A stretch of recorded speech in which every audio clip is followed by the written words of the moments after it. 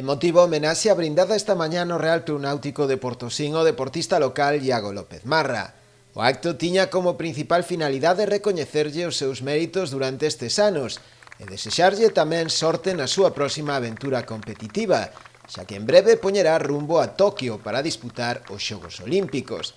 Será a súa segunda participación nunhas Olimpíadas, despois de Río 2016. Algo verdadeiramente histórico e ao alcance de moi poucos deportistas. Segunda Olimpiada en la que Iago va a ser nuestro representante.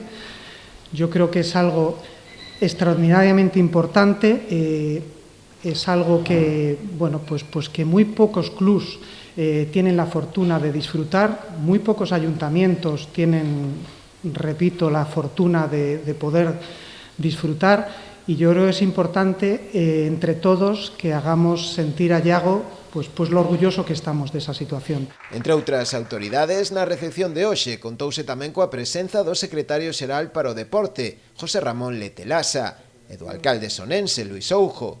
Os dous destacaron a traxectoria deportiva de Iago, pero sobre todo o seu perfil máis humano. Campeón xa eres, Iago, pero eu diría que eres máis campeón como persona. Eu desde che conozco pois a túa actitud, o teu esforzo, a túa dedicación é un exemplo para todos os veciños e veciñas deste concello, especialmente para os rapaces, non? Que sempre se fijan e sempre teñen alguén que mirarse. E iso eres ti.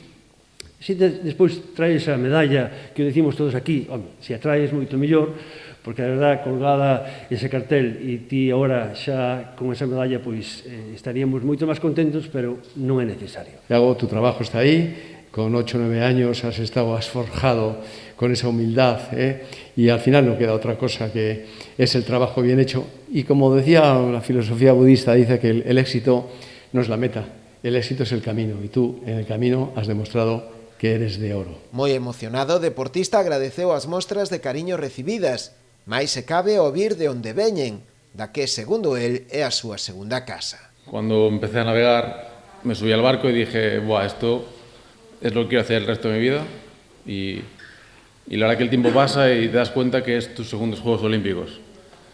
Y eso es verdad que es muy emocionante, y es verdad que es una regata, cualquier competición, y que cualquier cosa puede pasar, y que es verdad que estamos a muy buen nivel, estamos demostrando estos últimos años, estas últimas temporadas, somos actuales subcampeones del mundo, pero como todos sabéis, el deporte todo puede pasar, y más en nuestro deporte, que dependemos muchas veces de la naturaleza y las condiciones meteorológicas, pero sin duda vamos a hacer todo lo posible para intentar llegar con una chapa, y si no, pues la compramos, como le digo a mis amigos.